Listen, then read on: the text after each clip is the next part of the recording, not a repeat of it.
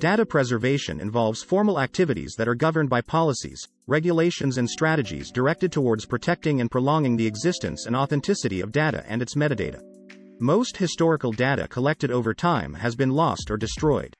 There are now many different ways to preserve data and many different important organizations involved in doing so. The first digital data preservation storage solutions appeared in the 1950s, and were usually flat or hierarchically structured. In the 1970s, relational databases and spreadsheets appeared, and are now commonly used. Data loss can affect everything from personal information to governmental records to business records, and can negatively affect things such as environmental protection, medical research, homeland security, public health and safety, economic development and culture. The U.S. Geological Survey collects data on natural hazards, natural resources, and landscapes, which are used by land management agencies for planning and management. Data holdings are collections of gathered data that are informally kept, but not necessarily prepared for long-term preservation.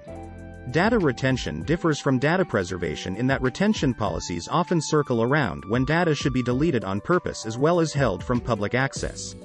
Digital preservation is the process of preserving digital data against technological threats, such as the occurrence of technological malfunction or change. It is aware of the inevitable change in technology and protocols, and prepares for the integrity of the data being conserved. A repository must have persistent financial responsibility, organizational buoyancy, administrative responsibility, security and safety.